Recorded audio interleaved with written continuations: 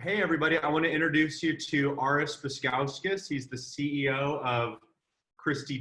He's also one of my best friends, definitely like top 15, top 20. You guys are too young to know this, but I might have cracked his top 8 back in the MySpace days, but you guys wouldn't know anything about that. Sure. Aras is definitely among the 5 closest people in my world, and I've been trying to get Aras in a class, and this class made so much sense, and there's so much interesting stuff going on right now with Christy, past, present, and future, that is really relevant to what we're doing in this class. And so for the crew, I've prepared a handful of questions. I figured I'll kind of interview Aras a little bit. I want you all to jot down some questions. We're going to allow some time at the end for Q&A. They could be questions about business philosophy, questions about growth hacks, questions about business ethics, crystals, whatever it is. My first question for you, oh, and by the way, I also want to introduce you to Anastasia Petrikova. She's my co-teacher in this class. Hey, nice to meet you. Nice to meet you. Nice to meet all of you guys. So Aras, I'm going to give you a little introduction that I'll tee into a question here. So Aras got his undergrad and MBA from UC Irvine, played Division I basketball there. This is a fun fact. Aras won $1 million on Survivor. He also won Best Body in high school. So unfair. And while it seems like you may have had a very charmed life, not all of your business ventures have been successful. And before we get into the success of Christy, I wanted, can you talk a little bit about Baltic Rim? Tundra gear. Yeah, sure. So much like you guys, when I was in college, I went straight to get my MBA. So I was like a 20-year-old amongst a bunch of 30-somethings, and I really wasn't that into it. So much of like graduate business school is like, sorry, that's my 1.5-year-old banging on the door. Sage, please stop. I'm going outside. Sorry, guys, we're gonna move together. Is so much of business school is like networking, so I wasn't like really paying much attention, and I was more interested in like what I considered to be like college, which was like parties and basketball. But anyways, I took this marketing course, and my father in the early 90s started importing Russian winter hats into the United States. And I was like a new teenager, and I was totally mortified that we had 75,000 Russian winter hats on pallets in our backyard, because I already had this Lithuanian name. And even though I was born in Santa Monica, anytime I did anything wrong, everyone was like, oh, it's the Lithuanian. So, you know, I was like really not into these hats. Anyways, cut to college or graduate school, and we're like, all right, we're going to do this marketing project, and you have to take a company that's got a good product but is marketing it wrong. And so my dad had these Russian winter hats, and I was like, they're warm, but they look a little crazy. Like, where would this, now you have to remember, this is like 15, 16 years ago. And these hats now have like more of it's more acceptable to wear that hat nowadays. But back then it was like, there was a Russian connotation. So it was like, where would this work? Where do people want to look crazy? And I was like, oh, they want to look crazy at football stadiums. So what if you made them in different colors and you threw NFL logos on them? That would be a huge hit. And so I was determined to like make it happen. And I started with $5,000. And I told my dad I would help him. He said, no, just start your own. So I started my own. And right when I started, I won Survivor. I won $1 million. And that probably was like the biggest curse to Tundra Gear, to be perfectly honest, because it's when you first start a business, you get a lot of no's. And if you have $1 million in the bank, like I did, every time you get a no, you say, all right, cool, I'm just going to go take a vacation to go hike Machu Picchu, or, you know, go down to Baja California, whatever it might be. But I cut my teeth. I cut my teeth with Tundra Gear. I learned a lot of lessons, and within 5 years of winning $1 million, I was in $50,000 of debt. So that kind of that old idea that if you get a windfall of money, it's likely that you'll be short of that money very quickly because you haven't made shifts kind of upstairs to really accept it. And that happened for me too. But I don't look at it as a loss. In fact, I look at Tundra Gear as a big success because Tundra Gear taught me so much. I had never worked for anyone before. I'd never had a job. And I spent all my time reinventing the wheel. And when I looked back, hindsight, I was like, oh my God, that's stupid. So when Christy and I started Christy Dawn, the first thing that I did was I went and talked to people who had clothing companies. And I asked them, what would you do differently if you started today? And I think that's a really relevant question to always ask when you're starting anything, is like, remember that you don't have to reinvent the wheel. Remember that there are people probably very close to whatever it is you're doing. They've already done it. And so ask and take their advice and then build on that. Awesome. And I know that too, a lot of the things that you learned about selling Russian winter hats, whether it's fulfillment and shipping and running an e-commerce business, while maybe the market wasn't huge for Russian winter hats, well, it turns out it sure is for women's dresses, right? Yeah, totally. So a lot of that stuff. Can you just talk a little bit about how some of those skills were transferable? Yeah, well, absolutely. I mean, you know, when I started Tundra Gear, e-com businesses were just really starting to take off. There was no Instagram yet. Social media hadn't really penetrated the culture in the way it has now. But I will say, like, there's a couple big lessons I learned from Tundra Gear. The first lesson that I learned is whatever it is that you're going to do, you better believe in it. I not only didn't believe in the hats, I had like an emotional terror around these hats. It reminded me of like my pre-teenage. I didn't believe in them at all. So when you're getting no's, which happens in business, if you don't believe in what you're doing, it's really, really hard. So beyond just the product, I had these hats made in China. I had no relationship to the supply chain. And so it wasn't like I didn't believe in it up here. I didn't believe in it here. And it made it really, really hard to move forward. And I think that was perhaps the biggest lesson that I learned from Tundra Gear, is that if you guys are going to be entrepreneurs, it shouldn't just be a chess game. There has to be an emotional level of commitment where you really believe in what you're doing. I mean, it doesn't always have to be that way, but I certainly think moving forward post-COVID, the things that are authentic, the things that really are valuable, are going to be things that we believe in our hearts. And so when Christy came to me, she was my girlfriend at the time, and she was like, I really want to start my own dress company. Well, I believed in it because I knew she had great style. So I knew she would design great dresses. And then in order for my heart to believe in it, I had to make sure that we made them in a way that was in alignment with the planet. And that's not to say like I'm a staunch environmentalist, because I don't identify that way, but I knew that I had to, at my heart, believe that the way we were making these wasn't harming anything else. And so that really was a big transfer from Tundra Gear. The big lesson was like, believe in it in your head and believe in it in your heart. And that was the kind of the big takeaway. But obviously, like, understanding what not to do as well, right? Like Tundra Gear, I did a lot of things wrong. I bought into a lot of like bad ideas, and we also made a lot of like great ideas. I think that company was a little bit ahead of its time when it came to marketing, to be honest. I really do believe that if Tundra Gear launched today with the ideas and the content we had, I think it would be a cult favorite. But basically with Tundra Gear, I'll explain, like, the idea was like, let's create a whole story around these hats, and let's like bring these characters to life that live at the business. And so we had this web series that was actually pretty funny. It was on Funny or Die, but it just never got like a big social push. But I don't know what you thought about it, Matt, but I thought it was pretty funny. Dude, I think if you guys just, what was it called? Business the Tundra Gear Way? Yeah. How to succeed in business the Tundra Gear way. Yeah, how to do business the Tundra Gear way. It's still out there. It's on Funny. No, they deleted it. It's gone. And we don't know. We can't find it anywhere. And the company that ended up buying Tundra Gear from me deleted it as well.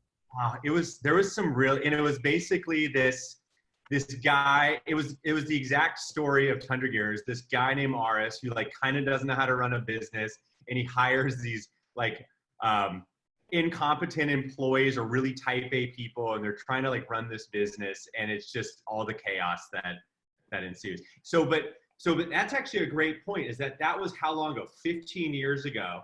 10 years ago? Yeah, that was 10 years ago that we had that. And this is Christy, by the way, guys. This is the designer. Got a screaming baby. wanting daddy. Sorry, Seiji, you can't have me right now. Sorry, baby, I gotta No, do this. no. Okay, I just want love you. But yeah, you know that I remember you were creating these movies, these little, even before people knew what a webisode was, that was to build awareness around the Tundra. And I thought it was crazy, but they were hilarious. But I agree, it was the wrong time. If it was 5 or 7 years later, Yeah. those would have absolutely Like the won. Dollar Shave Club thing. Yeah, a lot like that. I mean, Matt kind of didn't really do it. It was based on this guy who was on a reality show who thought he was famous. And so he was making his own webisodes to show how famous he was. And that was me. Still is, unfortunately. They were great. You know, I'm thinking back to when you lived on 23rd and Christy Dawn was a couple of racks in your garage. Yeah. There was an Apple computer in the corner and you were the e-com guy. You would post all the photos. James Brandon would take the pictures. Christy would design the dresses. How did you guys get from what was the time that you went from making one dress to deciding to set up shop in a garage to then what were some of the next big steps after that? Well, yeah, I think maybe even before that, Maddie, I feel like, so when we started Christy Dawn's a little more than 6 years ago now, so 6.5 years we had the idea. Christy really wanted to make dresses. She had a gift. So we knew we had the gold, right? But the question was how do we get it out there? And at the time there wasn't such a word as influencers. And we were lucky because we had a lot of friends who had a lot of influence, who had big followings. And so our idea was, let's create a journal. Let's do stories on our friends. Let's put them in dresses. Let's shoot them really beautifully.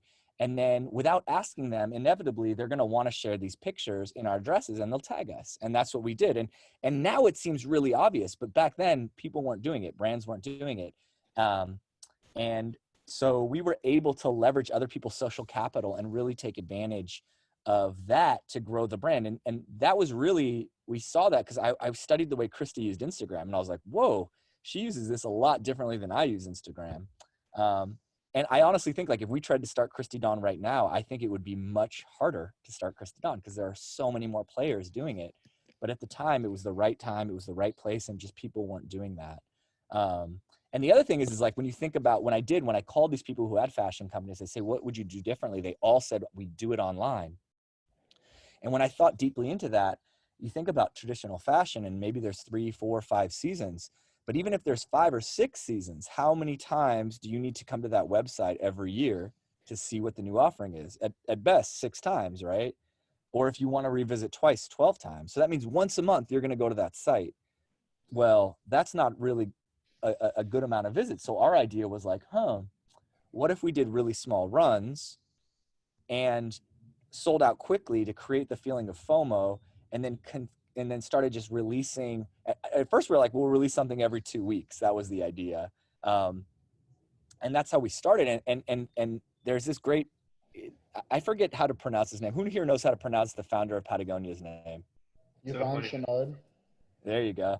All right. So that pronunciation of that name, but I read an article where he shared this idea. He said, every time I bet on the earth, even when it seemed like financially wouldn't make as much sense, I always won.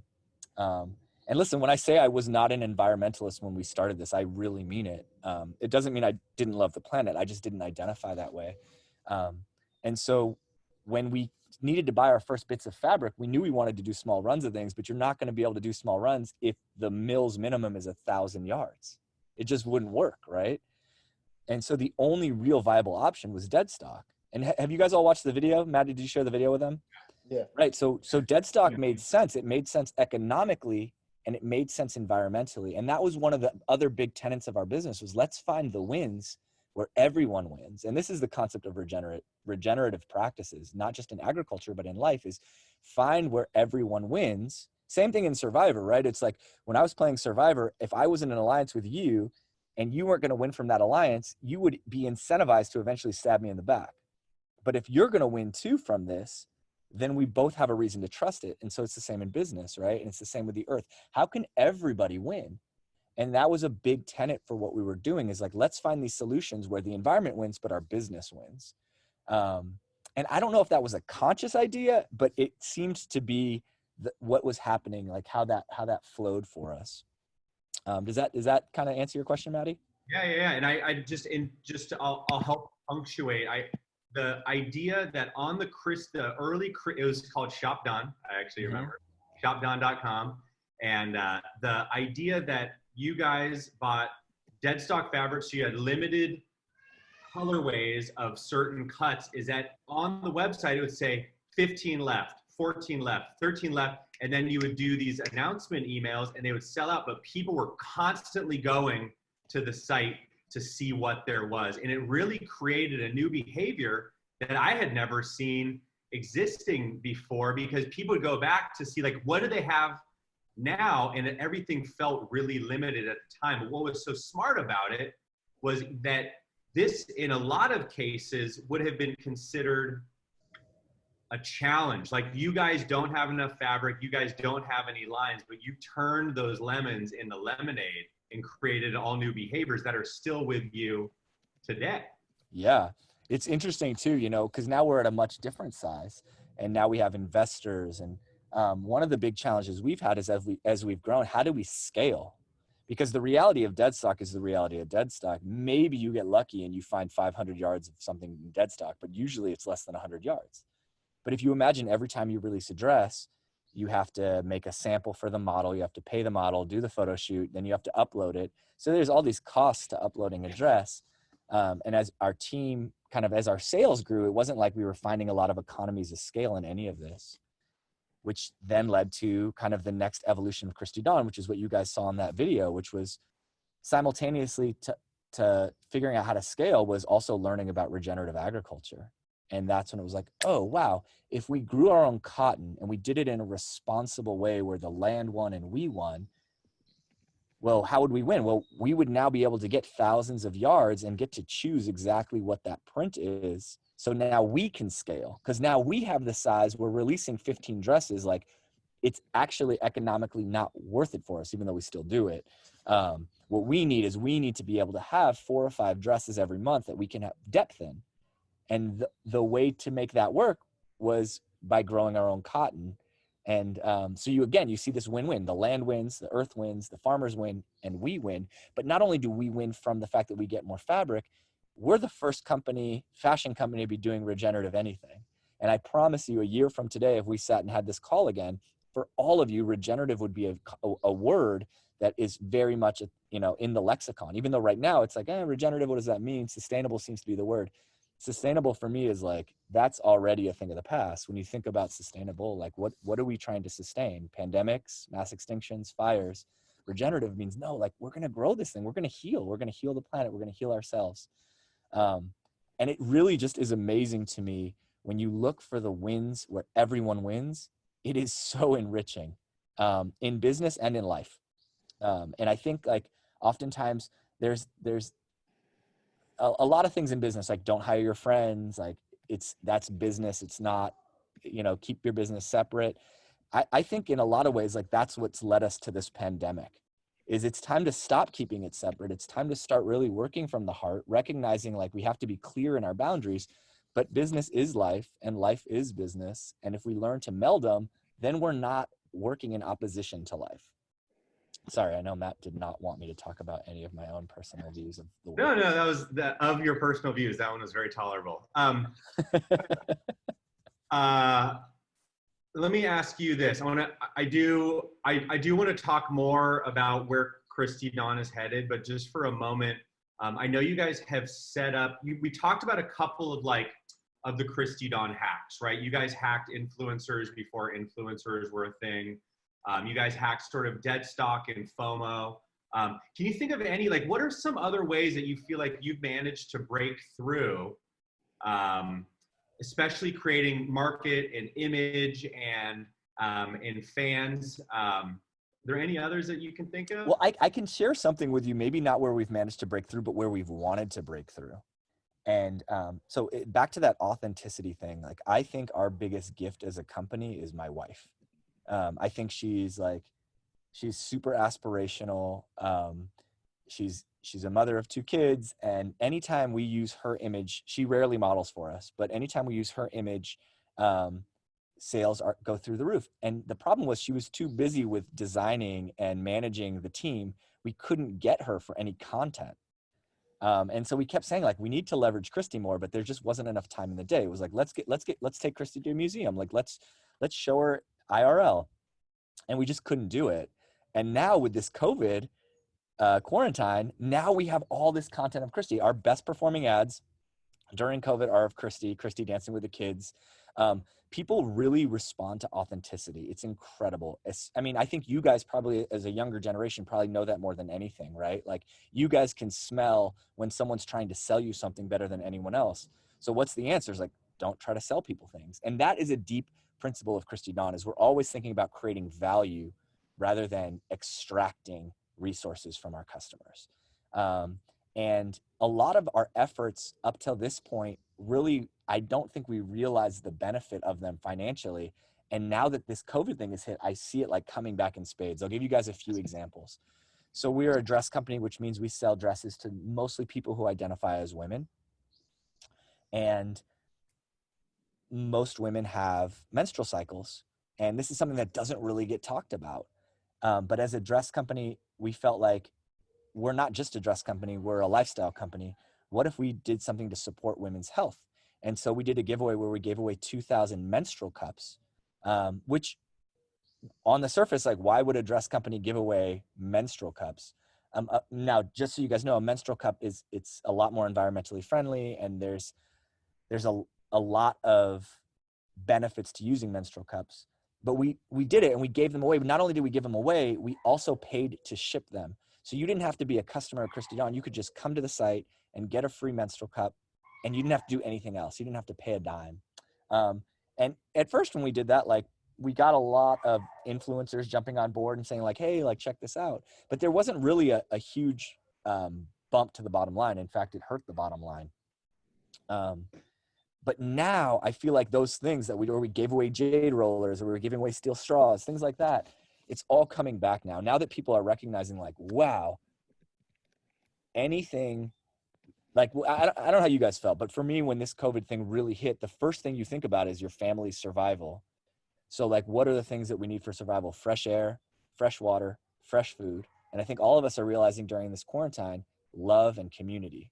So anything that threatens one of those 5 things should be considered dangerous, right? And to operate a company that's in alignment where those things benefit has proved to be really beneficial during this time. People are really responding like, yeah, I actually want to support and wear things that are going to continue to support me. This is why I like you, Aras. So let me ask you, I have 3 questions, and then I want to open it up to questions from the group. What were some of your, I remember you called me and you're like, yo, we have this opportunity to buy or to lease this giant warehouse in downtown. We don't have capacity. It's so big. It's way more money than I think we can afford, but it's such a cool space and I feel so connected to it. And I remember it's been so, like, interesting just to follow your journey and these really big decisions that you've had to make along the way. Can you talk about just some of the other hard decisions that you've had to make along this way? Yeah, I mean, okay, so that's one. When we took the warehouse, like, we were just working out of a garage. We didn't have an office, and now all of a sudden we're taking a 12,000 square foot warehouse, and we didn't know how to fill it. And now, like, cut to today, and not only do we have that warehouse, but we have the 2 buildings next to it as well. Before that, we were like, oh, let's see if we can, like, we found all this dead stock leather. And so, like, cool, let's make handbags. And we did it all wrong. And it was like a $20,000 of capital to do it. And we botched it. We ended up selling them over the course of like a year and a half, but it was considering the way we normally release things, they sell it right away. I think we sold like 1 handbag the first day we released them, which was like terrible. And so I was like licking my wounds. I was questioning myself. I was like, what, maybe I'm just terrible at being an entrepreneur. And at the same time, we were in talks to lease this space for the summer, a pop-up space in New York. And as much as like I was licking my wounds, like my job is I'm in charge of the business and Christy's in charge of design. So if the business fails, my wife really kind of is like, whoa, whoa, whoa, whoa, whoa, what are you doing, buddy? So I was questioning myself, but then Christy was questioning me. And now we had to commit another $20,000 of capital to this pop-up. This is 4 years ago when $20,000 was still a huge commitment for us as a company. And it was coming off of an L. And it was like, what are we going to do? Like, are we going to lick our wounds and like close up shop and just like not take any risks?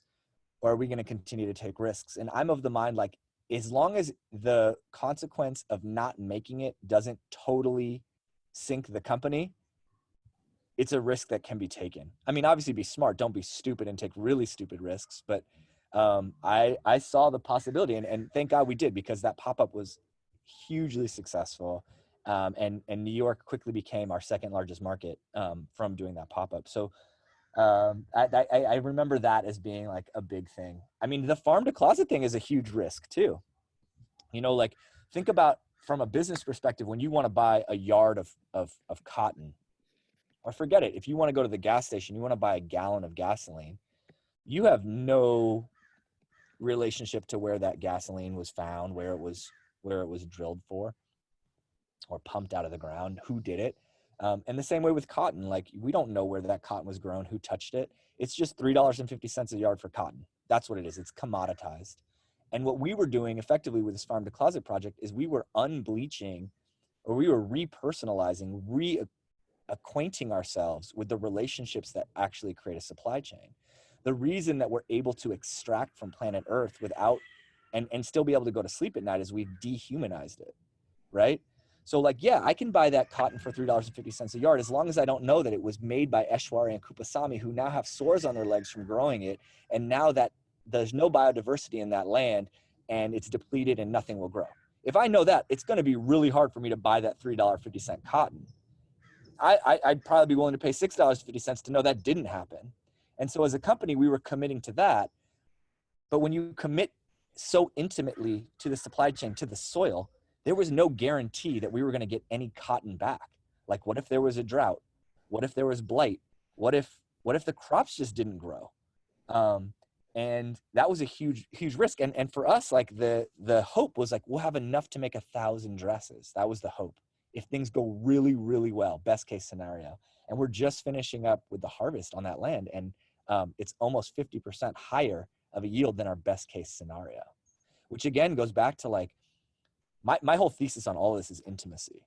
The key to business, I think, moving forward is intimacy. The key to life is intimacy. The key to really thriving is intimacy. As we get more intimate with our relationships, we heal. And as we heal, we thrive.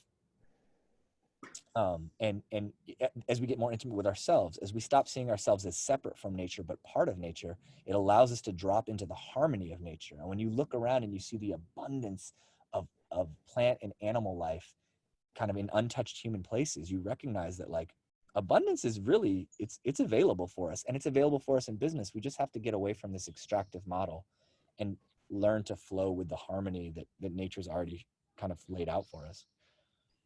You touched on some like paradoxes that you've discovered in business, right? Like how intimacy and vulnerability lead to deeper connections and greater loyalty. And you know, right now, you told me recently about how Christy Dawn responded to COVID and how that has impacted your business. Can you talk a little bit about that? Yeah. So, I mean, we kind of saw the writing on the wall with the quarantine happening. And my first concern was our dressmakers. Our dressmakers get paid hourly. They get paid a much better wage than any other dressmaking facility in Los Angeles, and they get benefits. But if we were going to close down the factory and stop production, we were going to have to furlough them. There was no other way around it for the company to survive. And so we were thinking like, how can we do this? How can we keep them employed? That was my biggest concern. It wasn't like, how can we make money right now? It was like, how can we keep all of our team employed, so that especially our dressmakers, a lot of them don't have a huge savings. They don't have anything to kind of rely on. And so we decided that we would pivot to making masks. And at first we couldn't make any masks. because none of our dressmakers wanted to work. They were all really afraid. They were like, no, we're not coming in. We don't want to get COVID. And so we had to, we said, okay, listen, we'll have less people come in so we can be further away.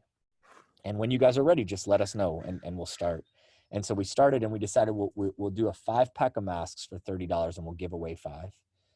And our first release of 1,000 packs, we sold out in like an hour and a half. And so then we're like, oh my God, we got to reload. And so we upped our capacity. So we had a capacity of making about 1,000 a day. And now we can make about 35,000 a week.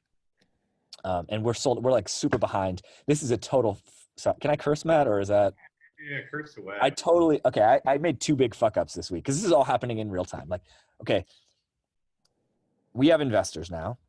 Our investor called us when this all hit and was like, listen, the biggest mistake companies, because he's been around for more than one recession, and this may very well be a depression, but he's like, the biggest mistake companies made during these first 2 recessions that I've lived through was they thought they would do better. They thought they would bounce back quicker. He's like, you got to tighten the hatches, batten down the hatches and tighten everything up. You need to cut salaries.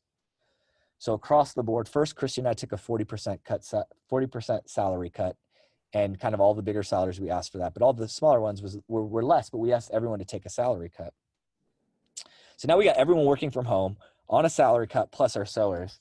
And we were so anxious to get these orders in that we took more orders in than we were able to fulfill in like a timely manner. And we did not say like, hey, it may be 3 weeks. Now we've gone back and we've like emailed all these customers. We've gotten like, just for an example, like our best month ever was like $750,000 of sales after returns. This month we're already at $1 million, and we're, normally in April we'd have like a $500,000 month and it would be amazing. And we're not done with the month. So we're doing really, really well as a company, but we have all these angry customers, and the play is not to sell them a $30 mask. That's not really the play. The play is they've bought a $30 mask, get them the mask as quickly as you can. And now see if you can get them into the brand, right? So they're like, yeah, I believe in Christy Dawn. I believe in the mission. And now I want to wear the dress, or I want to wear whatever it is. And I want to support this. But the problem is that we've oversold and we can't get it to people fast enough. And so we're about 2 weeks behind on fulfillment, and we are getting inundated with angry customers. And it's more customers than we've ever had, because remember, our AOV is typically $250, but now AOV is average order value, for those of you who don't know that yet. But now our AOV is like $40. And so the increase in volume means we're getting a lot more customer service emails. Even if it's the same percentage, it's just a huge increase in volume.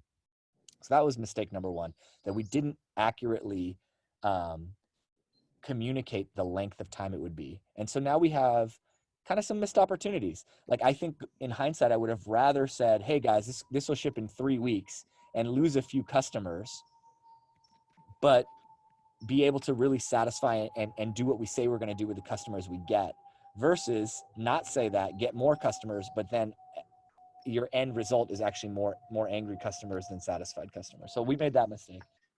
Last question. And this has been so great. I want you guys to start thinking about the questions that you want to ask Aras.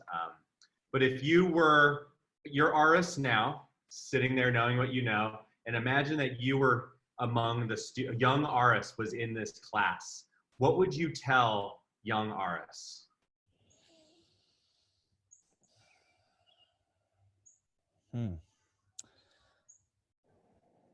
I think I would say it's so much more important to do what you love than to worry about being rich. And if you do what you love, all the things that you need to be fulfilled will happen. So, and life gets easier. Life's always going to have challenges, but when you're doing things you don't love and it gets challenging, it's even harder. So whatever it is that you guys choose to do, I would say, like, make sure it's in alignment with what you love. Make sure it's in alignment with what you believe in, and you'll find it to be a lot easier. There'll still be challenges, but it'll power you through those tough times, because there are tough times, right? Like the ebb and the flow of the river. And also I guess the other thing is just remember that tough times are just as important and just as powerful and just as big of an opportunity as kind of what feels like the easy times. And so when the tough times come, like embrace it, settle down, breathe, and like look for the opportunity. Nice. Join me in thanking Aras for sharing thoughts. The applause is huge. I want to open it up to questions. Let's do it this way. Wave, just kind of get my attention, and I will call on you. Nick. Muted. So first of all, thank you for coming and talking to us. Appreciate it a lot. But I am so curious to hear how you've managed to, you mentioned that the lack of sustainability often goes around the dehumanization of how the dresses get made. And I just am so curious to what efforts y'all have put in order to very effectively humanize the whole process, and how you've managed to be able to push out not just the dresses, but also very heavily the message that you are sending behind them. Yeah. So to begin with, like, you know, you got to start where you are. I think that's also really important. There's something so powerful about starting. And so don't wait for the time to be right. Don't wait for like whatever, like the moment that you commit to something, the moment you are ready, the universe colludes in your favor, right? So we didn't have enough money to change a whole supply chain. Like we could really only afford dead stock. That's all we could afford. But what we could do is we could go and meet the people who were going to sew our dresses. When we started, we just had contractors. And so our commitment was like, listen, we're in LA. These dresses are going to be made here. Let's forge a relationship with the people making the dresses. And that's what we did. Pedro, who is our, he's the CEO of our factory, which we own. He was the CEO of his own. He was the owner of his own cut and sew facility before.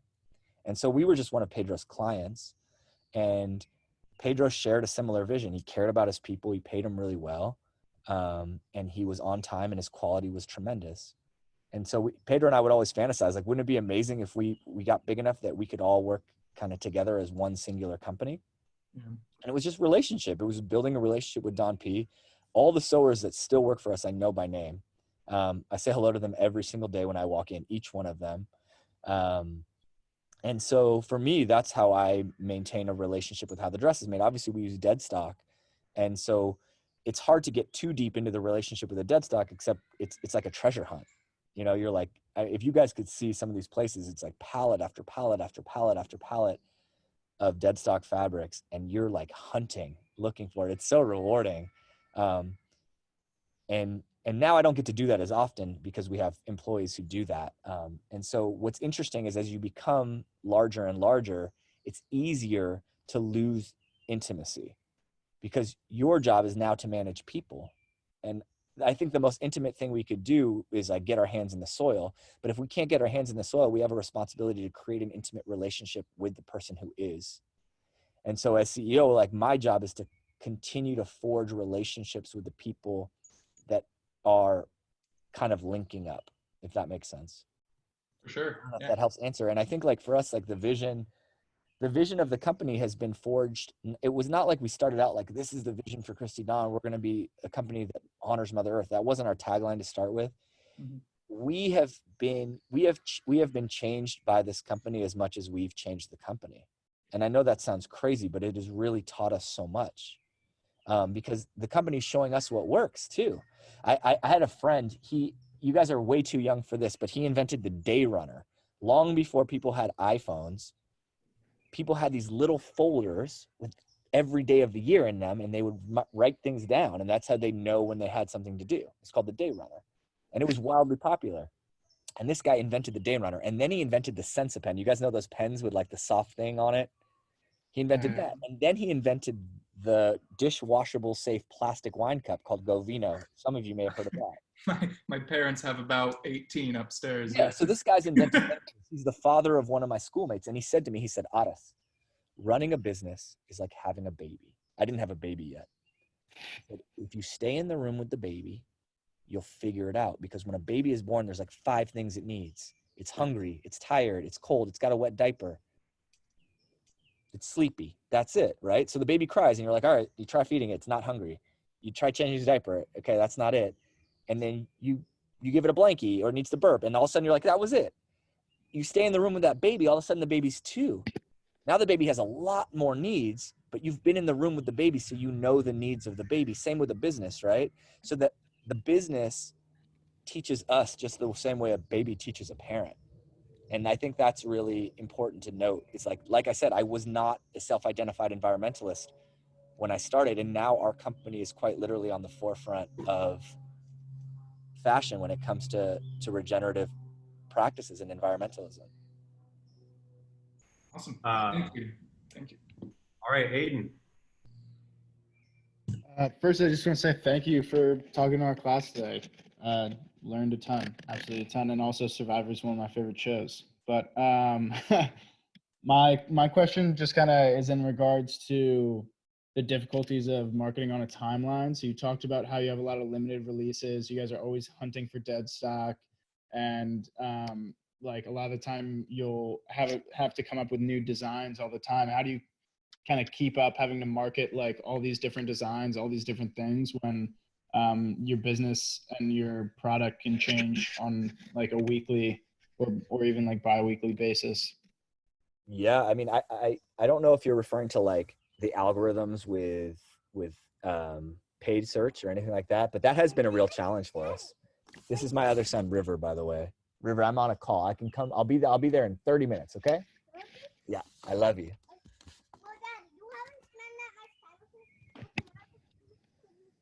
I'll spend a lot of time with you tomorrow.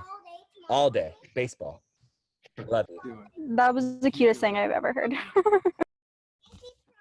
All day baseball. Pinky promise. I love you. All day baseball. Okay, River, but you gotta let me have this call. Look, they're all waiting. Hi. River, look, Maddie. This is Maddie Steffel. This is his class. Maddie's right there in the middle. What? Uncle Maddie, right there. You say hi to him? His class? Okay, so yes, in answer to your question, it has been really hard to do paid search. Geez, they're coming from all angles. This is crazy. It's been really hard to get any kind of momentum with paid search, right? Because the moment we find an ad that works and the algorithm starts to kick in, and for those of you who don't know, like with paid search, there is an algorithm, and as an ad performs well, then it really, that's when you really get momentum with an ad and you get really good. Uh-oh, guys, this isn't working. Sorry. No worries. I'm gonna just go on the roof.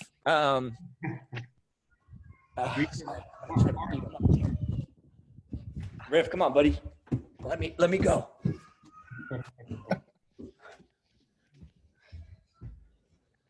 All right, there's only one place my kids can't go, and that's the roof. But yeah, so that's been challenging, but that's also why, like, back to the farm, right? Is like, here we've like, really honestly, when we did the farm thing, it wasn't to like address a business need. For me, it was really about like kind of getting more intimate with the chain of the supply chain. But look at how it addressed that business need, because now we can make 1,000 dresses, right? Now we can make 2,000 dresses. And so it has addressed that. So yeah, it's really hard when you have such a small number of dresses to get momentum in marketing. Colleen. Yeah, I also want to thank you for coming, and your kids are so adorable. But I have a question. So along the lines of creating this intimacy and having a sense of passion for what you create, what do you do when you find yourself in a difficult time where you're kind of losing that emotional connection? Oh, you guys still there? Yeah. Okay. Did you hear the question? I did. So I remember when I had Tundra Gear, and I was asked to write a mission statement by the guy designing my website, and I thought it was so stupid, but I did it. And I don't necessarily know if I loved the mission statement I had for Tundra Gear, but when I did get into a hard position, I could always fall back on that, right? And so it's the same for Christy Dawn, right? Our mission statement is honoring Mother Earth. So when we're in a hard position, we're like, what do? We always refer back to that mission statement. Well, like, does this honor Mother Earth? And if it doesn't honor Mother Earth, then it's not the solution. I'll give you an example. We're making, that 8-minute clip you guys saw. There's actually a lot of interest from people in the film world right now on it, of like, hey, we want to make this with you. Here's who we want to partner with. And we haven't found the right partner. And I was talking to the filmmakers today, and they were like, what about this list of people? And I told them, I was like, none of those gave me a fuck yes. So the answer is no. And we'll wait until we find the fuck yes. And I know that sounds a little crazy, but I feel like the more intimate you get with yourself, the more you know how to listen, the more you know when it's right. And I think this is really important. We live in a day and age like where there's a lot of people who don't believe in science, right? We see that all the time, like science refuters. But we also have to remember that science has its limits, and there's other ways to glean information. There's a priori knowledge, and these are like ancient ways. And the more intimate we get with ourselves, the more we listen, the more we can hear, and the more we can see what's really going to work for us. Thank you. Jeff. When you do like your research on customers that have purchased the product, do you find a lot of them have no clue about your mission and just buy it because it looks good, or they saw it in a magazine or whatever it is? And is it like an 80-20 or a 50-50 on that? Yeah, I mean, well, it's interesting. We have a lot of customers who save up for a dress. We have more customers who save up for a dress than we do have customers who are just like, whatever, it's like candy for me and I can just buy it. That being said, we do have those customers and they buy in crazy volumes. Like we have one customer in Australia and she buys like no shit $1,000 of dresses every week. It's like, whoa, what's going on? And like, we were convinced she was reselling them, but she's not, because they're all in the same size. And she just likes it like that. It's part of our mission is to like try to convince people to come buy our dress, get them into our kind of way, our lifestyle, so that they stop buying dresses altogether. To be perfectly honest, it's pretty diabolical. But I mean, as we can all tell, like, I think I'd be curious from you guys, like the things you guys have gleaned during this time, but it's really obvious that we're all consuming a lot less, and the planet certainly likes that, and we don't need as much. But that's why I feel like we're thriving right now as well, is because what we make really good dresses. Our dressmakers put 15 stitches per inch. The industry average is like 11, and in China it's like 7. That means that our dresses are going to last a long time. Like, we make good quality things. And at the end of the day right now, I think people are like, well, what do I need? Of course you have to wear something. Like, I might as well buy something that's well made and is going to last. Yeah, I remember that was one of the things that you had talked about is, our dresses cost more because it costs more to take good care of your people and to get good fabrics and to make stuff right. But you don't have to buy stuff quite so often, if ever, once you invest in this. Erin. I heard you guys mention that you kind of were in the influencer space, like before the influencer space was like as big as it is now. Like, how has the company kind of transformed in the way with influencers, like with all the changes, like with a lot more paid, or like have you stuck to the loyal customers who cared about your brand before it was such a big industry, or how has it changed? Yeah, we still don't pay influencers to post. We do seed dresses, we will gift dresses, but we won't ever pay anyone to post. And that might change, but right now it's like, it's hard, because the reality is that the right influencer can be quite influential. And the other reality is that you can find an influencer who's got a huge following and doesn't influence anything. So we're of the mind that we are doing things in a way that's novel. We're doing things in a way that's really resonating deeply kind of at the earth frequency, and that when people tap into that, they're like, wow, I want to be involved. And so we believe in ourselves. We believe that we can get an influencer to post without paying.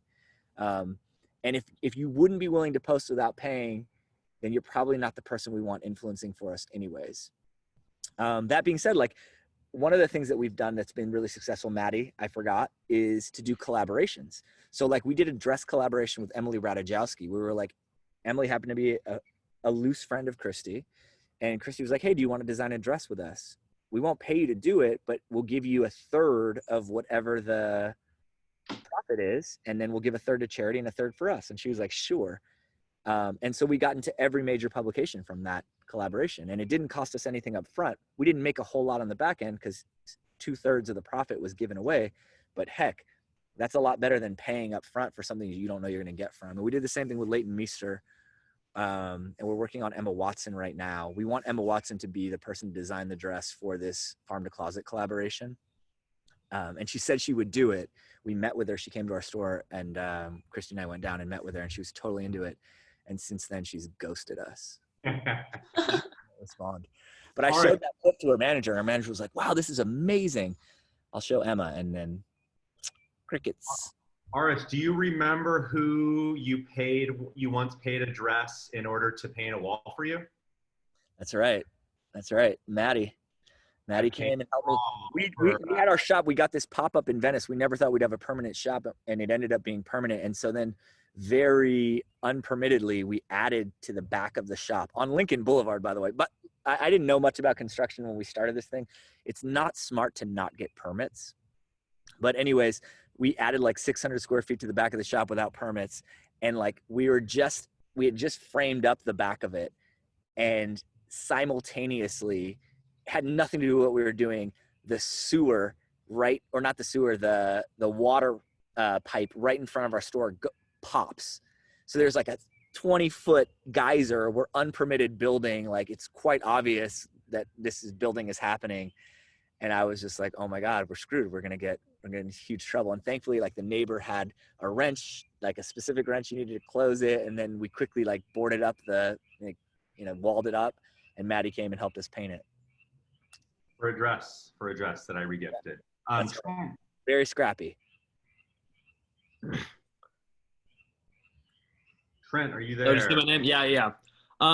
I was just wondering if you guys would ever expand into men's clothing, because I've looked through your collections and I think a lot of your prints and fabrics would translate really well to men's.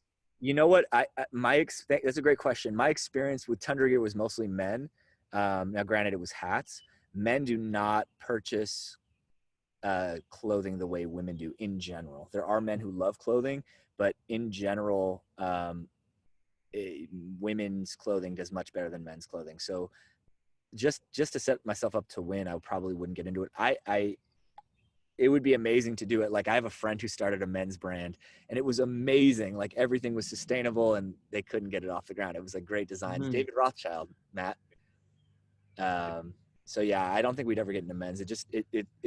It doesn't have the same viability business-wise that women's clothing does. Cool. Thank you. Yeah, of course. Sarah. Hi. I just have a question. I took a sustainability marketing class last semester, and I found it to be so interesting. And so it's so cool to hear your business, and like watching your video is super awesome.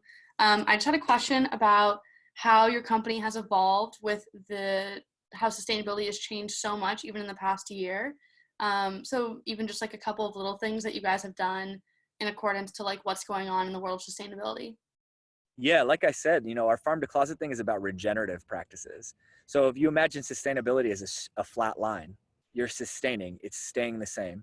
So I'll like put this back to you guys. Like, do you guys think we should sustain massive wildfires? Do you guys think we should sustain pandemics? Should we sustain mass extinctions, ecosystem destruction? That's what sustainability would offer. Like think about that. We're not even sustainable yet, but that's what sustainability offers. I have 2 kids, as you guys can tell. And I think that's also been a big driver for me, is like, what are we leaving our children? Cool. We have a successful business. That's great.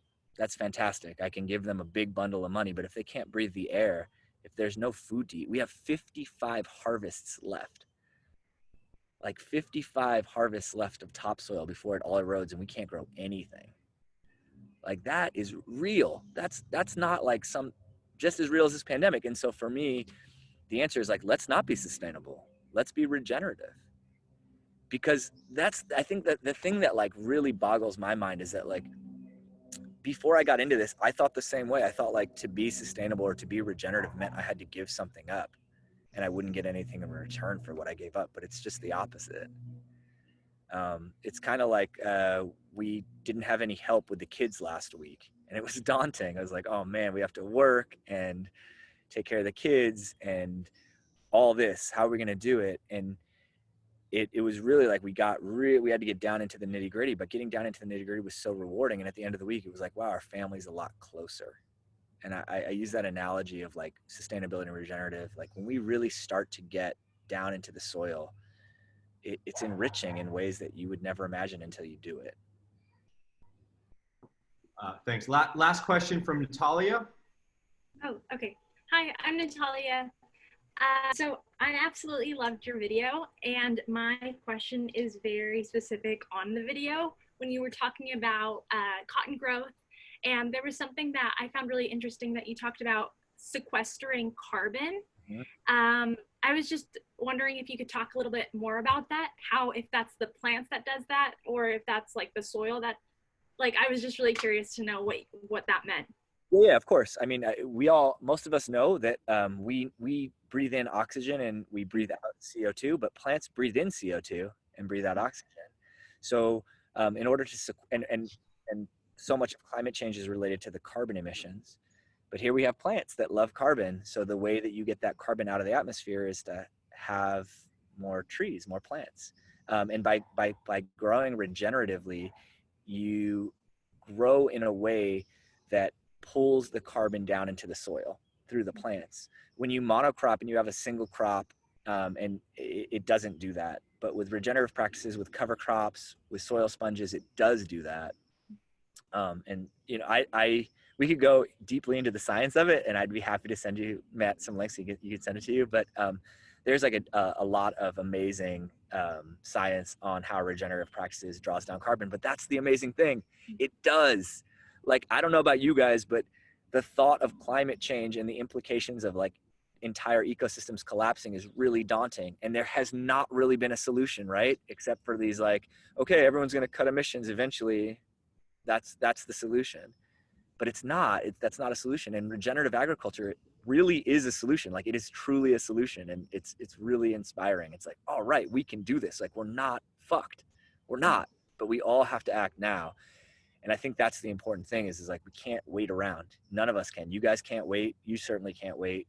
If you guys want a bright future, like, you guys are the future. So you got to be it, and you got to demand it and ask for it in everything you do and every way you live. Aras, I know that we were supposed to be at the Christy Dawn factory today. We were going to get a bus, and this was going to be a field trip. Obviously, we're not there. This was, first of all, the lighting was great. Magic hour. You look amazing. But thanks for taking an hour out of your day with your kids and just everything that's going on to tell us the truth and to share your vision. And I love you. Yeah, I love you too, Maddie. It was really fun, guys.